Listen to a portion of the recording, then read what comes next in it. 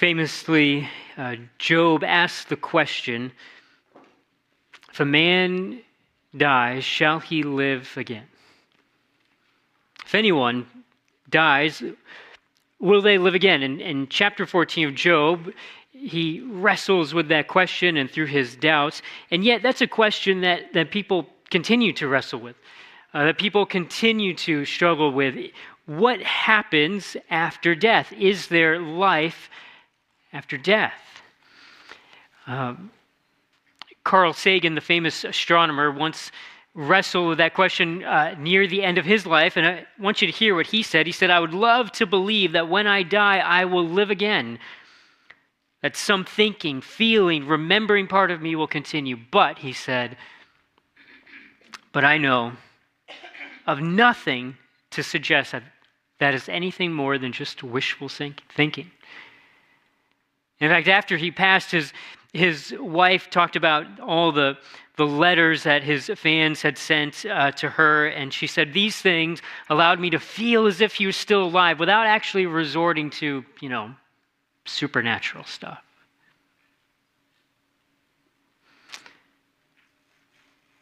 Is there life after death? If there is life after death, then what is it like?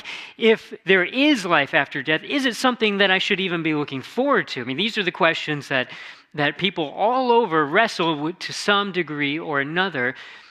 And I want you to think about that as we now go to our text in Mark chapter 12. So we have been studying the book of Mark for the past year with some breaks here and there, and we're coming to Mark chapter 12, picking up in verse 18. And you have to know that this is the last week of Jesus' life. It is just days before his crucifixion. At this point, he has come into Jerusalem for the last time, and it is packed because there are pilgrims coming from all over who are getting ready to celebrate the Passover. And Jesus is growing in popularity. People were proclaiming him king as he came into Jerusalem, and the religious leaders had decided that Jesus had to be put to death. And so they come in sort of different groups. We've been looking at the different conversations where they're coming to see if they can trap Jesus or trick Jesus in his words. And Jesus, knowing his time is limited, really just takes every opportunity to confront the religious leaders as they try to trap him. People are listening to the debates, and he mostly deals with Pharisees, as we see throughout the Gospels, but in this case, he's dealing with a different group called the Sadducees. And they're very different than the Pharisees. In fact, they come to Jesus and they say, "Hey, we've got this sort of ridiculous, hypothetical case study we want you to solve." Let's hear what he says. Mark chapter 12, beginning verse 18. "And Sadducees came to him, who say that there is no resurrection. And they asked him a question, saying, 'Teacher, Moses wrote for us that if a man's brother dies and leaves a wife, but leaves no child, the man must take the widow and raise up offspring for his brother. There were 7 brothers. The first took a wife, and when he died, left no offspring. And the second took her, and he died, leaving no offspring. And the third likewise. And the 7 left no offspring. Last of all, the woman also died. In the resurrection, when they rise again, whose wife will she be? For the 7 had her as wife.' Jesus said to them, 'Is this not the reason you are wrong? Because you know neither the Scriptures nor the power of God. For when they rise from the dead, they neither marry nor are given in marriage, but are like angels in heaven. And as for the dead being raised, have you not read in the book of Moses, in the passage about the bush, how God spoke to him, saying, I am the God of Abraham, and the God of Isaac, and the God of Jacob? He's not the God of the dead, but of the living. You are quite wrong.'" Now, if you picture this thing in your mind, you should picture the Sadducees with sort of a snicker, a sneer, because this isn't a sincere question.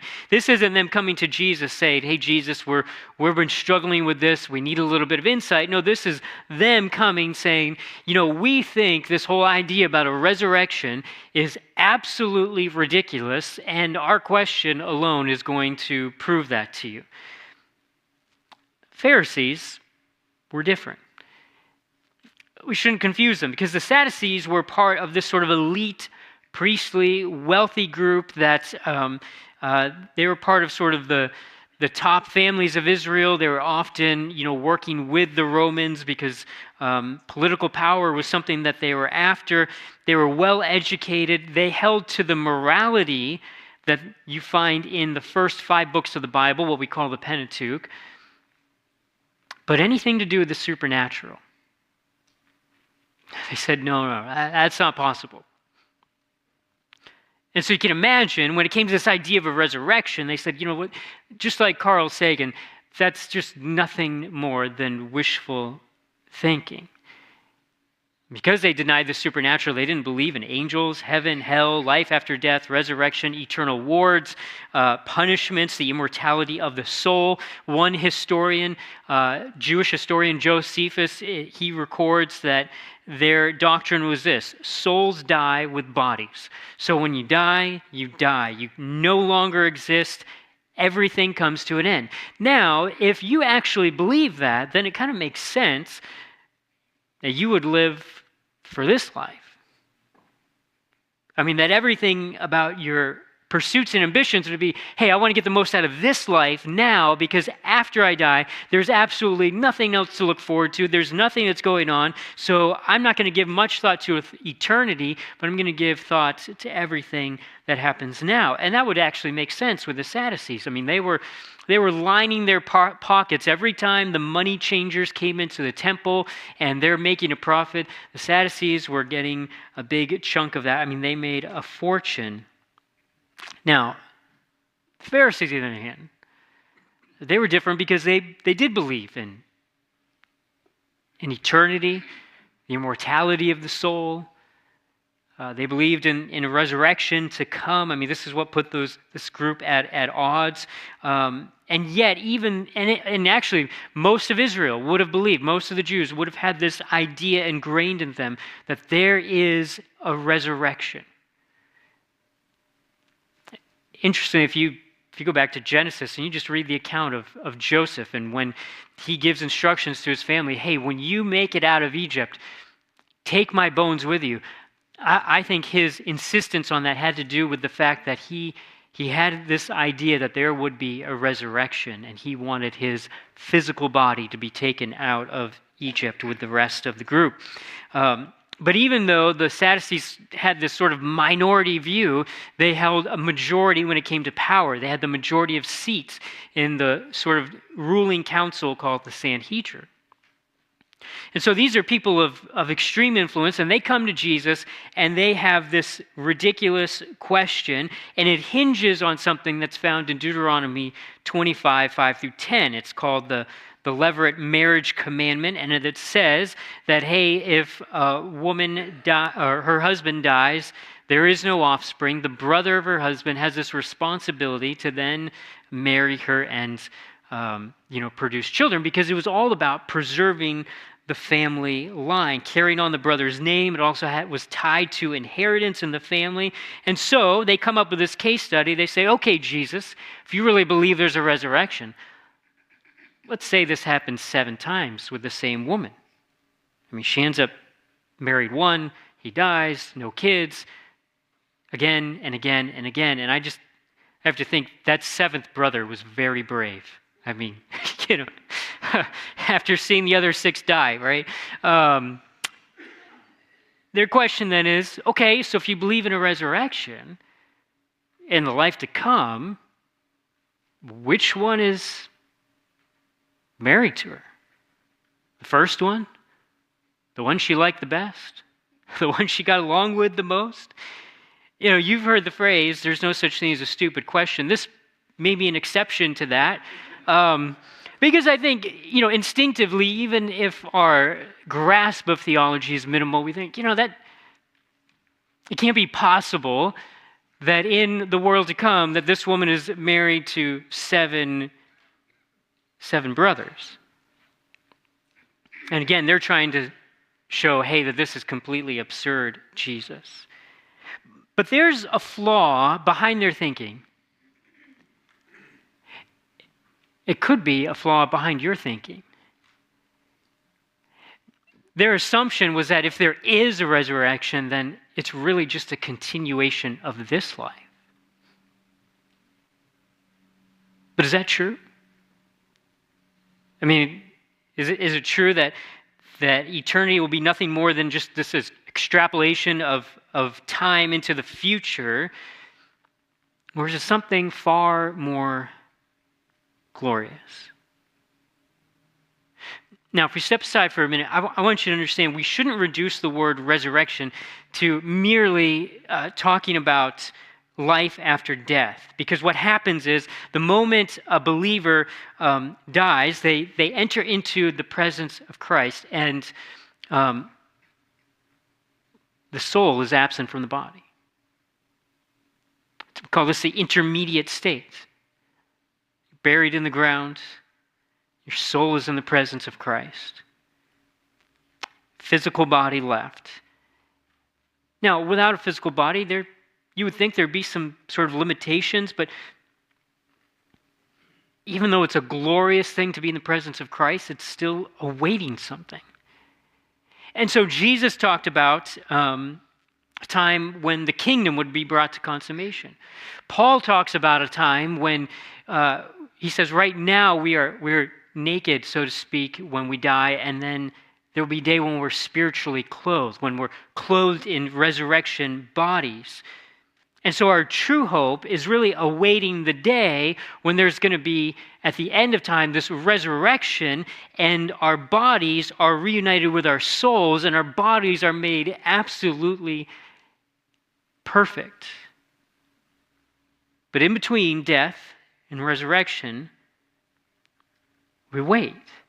And don't misunderstand me. The intermediate state between death and resurrection, I mean, it's better than life now. It is to be in the presence of Christ. But the resurrected life, the day when our physical bodies are remade and rejoined to our souls, I mean, that is a day that is going to be far better, far more glorious than you and I could ever really conceive of in this life. And all of Christianity, the hope of Christianity, actually hinges upon this moment, this resurrection moment that is yet to come. Now, if you don't believe in a resurrection, Christianity is absolutely meaningless. And I would say that really there is very little hope for anyone. There's a guy named Alistair McGrath who he was a scientist, theologian, but before that he was very committed atheist. And so when he was really young, there was this moment though when the Lord sort of awakened him in an interesting way. He said, I was grumpy and frankly rather arrogant atheist. He's totally convinced that there is no God, and as he said, that anyone who thought there was really needed to be locked up for their own good. He got this scholarship. He's from England. He got this scholarship to go to Oxford and to study science. And the summer beforehand, he took some time to just read through some classic books. And he came to a classic book by Plato. And he was reading this book, Plato's Republic. And as he said, I couldn't make sense of everything I read. I don't know if anybody can make complete sense of Plato, but he said that there was this one image he read in the book that just sort of etched into his imagination. Plato said, imagine a group of men, they're trapped in a cave, and all they know is a world of flickering shadows by the fire. They don't know what life is like outside of the cave. They've never seen anything else. They've experienced no other world. They assume that the shadows are the only reality. And yet as the reader, you're able to step back and know that there is a world beyond the cave, something worth discovering. And he said as he read this, he thought, that's just, silly superstition. But then there was a small voice within him whispering doubts, but what if this world is only part of that story? What if this world is only a shadow of something greater? And so maybe some of you this morning, you're wrestling with this idea of life after death and resurrection and these sort of claims. I want you to consider perhaps you're not grasping the fact that there is something far beyond what you've ever imagined. So there is life after death. And it won't be exactly the same as what it is on earth. So they come with this insincere question, and then Jesus gives them, I think, a surprising response, something that they weren't expecting, right? And so you have to appreciate Jesus and how he answers them. He rebukes them. He takes apart their underlying assumptions. He basically says, hey, you're wrong. And verse 24, look at what he says. Is this not the reason you're wrong? Because you know neither the scriptures nor the power of God. Right? So he gives them two reasons why their thinking is completely off. He says, you don't know the scriptures to begin with, and number two, you don't know the power of God. I'm going to take those in reverse order. Power here refers to God's ability to do anything he wills. Right? God's omnipotence, God's ability to do anything and everything. And the Sadducees probably denied the bodily resurrection because they couldn't see how God could accomplish it. I mean, they're just thinking through death and saying, look, there's all these insurmountable logical issues at hand. I mean, how are you going to put back together a body that's been destroyed, a body that's gone into the grave, a body that's been devoured by worms and decay, and where, there's nothing but a skeleton, or maybe in an instance where there's incineration and this person has just been turned to dust. I mean, God could never, ever take that body and remake it. But they misunderstood the true power, the true nature of God. I mean, their lack of faith in the future resurrection implies that they are categorically denying God's ability to bring complete transformation. And Jesus, he then says in verse 25, they neither marry nor are given in marriage, but are like angels in heaven. Now again, Jesus is revealing, hey, there's this underlying assumption that if there is an afterlife, it's really just going to be a continuation of this life. But Jesus, again, talks about an end-time renewal. Matthew chapter 19, verse 28, and he says the kingdom is going to come, and at that time, all of creation is going to be restored, and our relationships, even our relationships, are going to be completely transformed in that day. I like how N.T. Wright, the scholar, puts it. He says, Jesus' resurrection is the beginning of God's new project, not to snatch people away from the earth, but to colonize earth with the life of heaven. So think total transformation. There's some continuity between this world and that, of course, but it's going to be completely and totally different. So what happens in this hypothetical situation where this woman is like, she's married 7 brothers and they've all died, and you might be thinking, okay, all right, so based on what Jesus says, she's not going to be married to any of them, but hopefully they don't all end up in the same room at one time, because that would be really, awkward probably. But actually it won't. It won't. And here's why. Because heaven and the world to come, the new heavens and the new earth, is actually going to be a place of love and relationships in a way that you have never imagined. It's not that we're going to love less, we're actually going to love far more. It's difficult to imagine because in this life, when we love, it's also tainted by sin. It's mixed with the baggage that comes by living in a broken world. And so, right, even the deepest love for one another is still marked by self-interest. I mean, I know I'm still selfish. And that there's, communication is never perfect. We bring our imperfections into every single relationship that we have. So even in the deepest bonds of love, we still lack perfection. And yet, in the resurrected world, in the world to come, that won't be the case. So think of it this way. You remember what it was like to first learn how to ride a bike, many of us, we learned with something called training wheels, right? And when you first, start to learn how to ride a bike with training wheels, and you're little, it's kind of like opening up a whole new world. You're able to ride around and bike, a new world of adventure. And then, like the moment the training wheels come off and you're able to really ride a bike, well, that surpasses the training wheel stage. And subsequently, the day I took mine off, I actually went down a hill and lived to tell about it.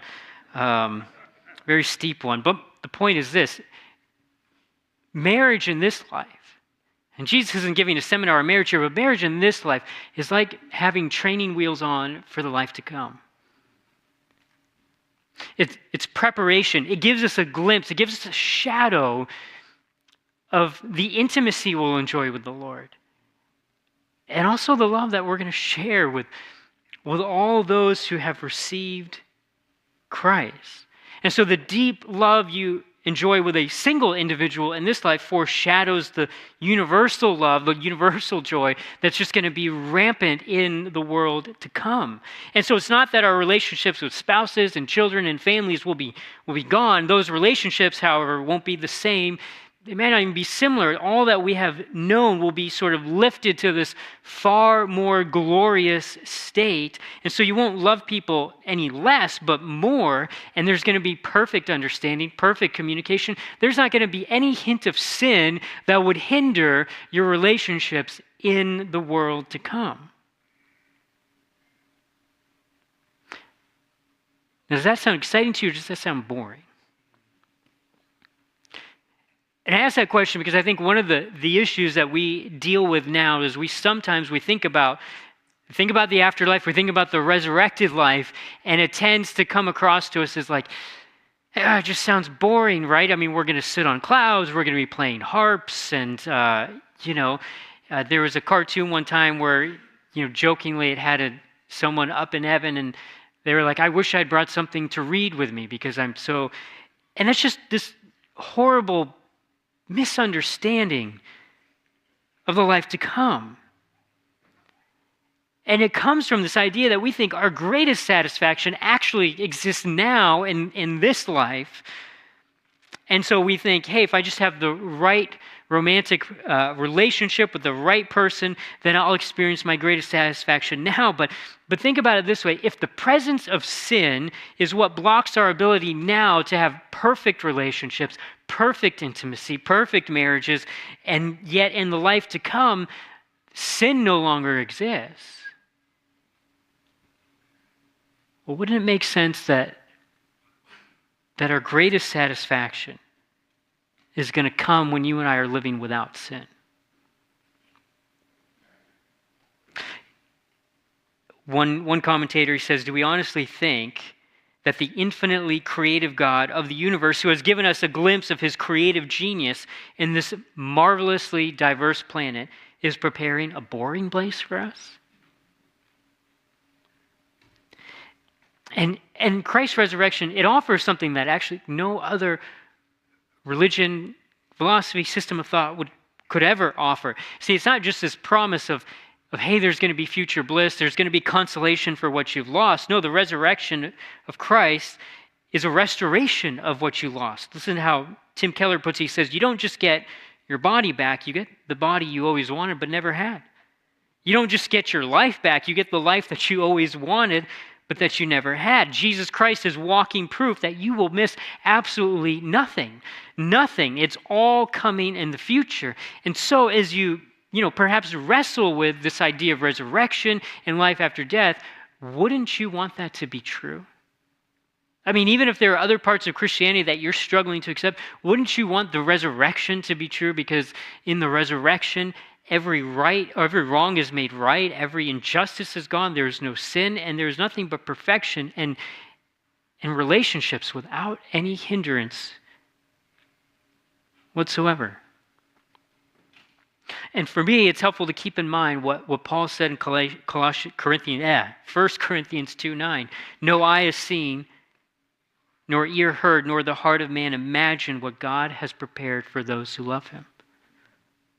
Right? So even now, you and I cannot fully grasp and understand what's been prepared. So Jesus says, look, one of the reasons why you're wrong is because you've simply denied the power of God. I mean, you just don't think these things are possible. But the second reason is you don't understand the scriptures. Now, before we talk about what he says there, this should be really an exhortation to us to understand that a lot of our thinking, a lot of our issues and things we struggle to grasp and experience actually come from not really understanding the scriptures. And you and I should be constantly wanting to be students of the Word, wanting to learn more, wanting to grow in understanding of the Word, wanting to commit more scripture to memory, because the more we know the Word, it unlocks an entire world for us. And so Jesus says in verse 26, "And as for the dead being raised, have you not read in the book of Moses, in the passage about the bush, how God spoke to him saying, I am the God of Abraham and the God of Isaac and the God of Jacob?" Now this is where you have to appreciate the way that Jesus communicates, because he shows them they're wrong on their own terms. Because the Sadducees only accepted the Pentateuch, the first 5 books of the Bible. And so Jesus could have pointed to scriptural references about the resurrection in other places like Job 19, Psalm 16, Daniel 12, but yet instead he chose Exodus 3:6 because, well, that was in one of the books they actually accepted. In Exodus 3, God identifies himself in this way. He says, I'm the God of your father, the God of Abraham, the God of Isaac, and the God of Jacob. Now, I want you to pay close attention to the tense of these verses. He doesn't say, I was the God of your father. He says, but I am the God of your father. If God was the father of Abraham, Isaac, and Jacob, it would suggest that they died and there is no more future for them. But that's not what he said. He said, I am the God of Abraham, the God of Isaac, and the God of Jacob, meaning they're still alive.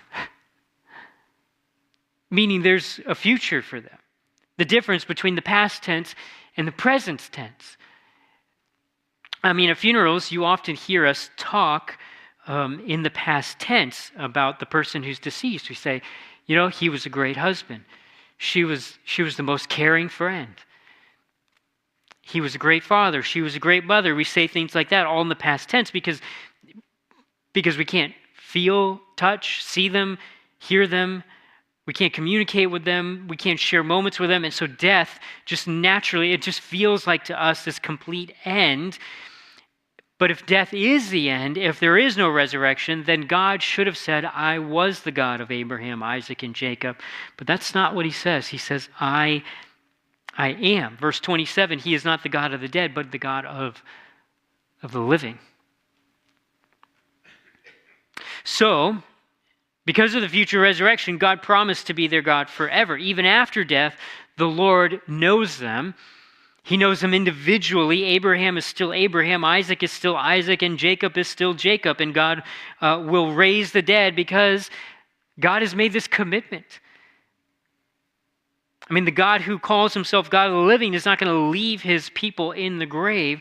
And so our hope for the future is not based on science, speculation, or some proof text, but it's actually based on the character of God himself. Do you realize that? That's how Jesus is framing it. He's not just simply saying, look, you're going to be immortal, and this is why the resurrection is true. He says the resurrection is true because God has actually made a commitment. And so your hope in the future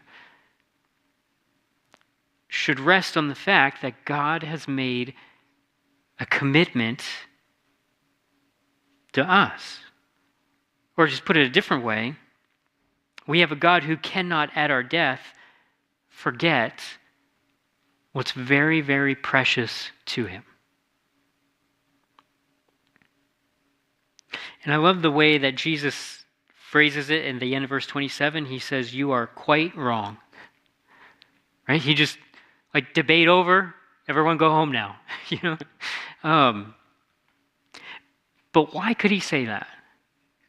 I mean, why could Jesus just say, you're quite wrong? He showed them the faultiness of their own logic, their misunderstanding of the scriptures. But because he was about to go there, and what I mean by go there, like death, Jesus would then, a couple days after this, enter the very realm of death, and he experienced it fully. I mean, full death. Not just asleep, but a dead. And then he would, 3 days later, come back from the dead. He would rise again. He would be resurrected. The Son of God emerged from the grave, holding the keys of death and Hades in his hand. And so therefore, he is, as he quotes God in Exodus 3, God the Father, he is saying, I am him. I am the God of the living. And if that is true, and we know it's true, then that means it can never actually alter our relationship with him. When a person comes to trust Christ for salvation, well, that person then enters in to a relationship that can never be severed by death, can never be changed by death.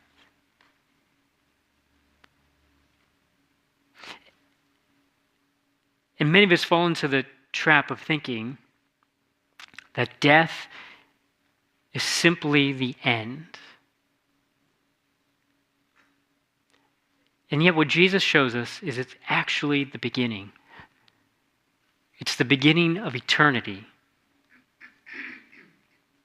It's actually the beginning of everything at the core of the human heart you and I have always longed for.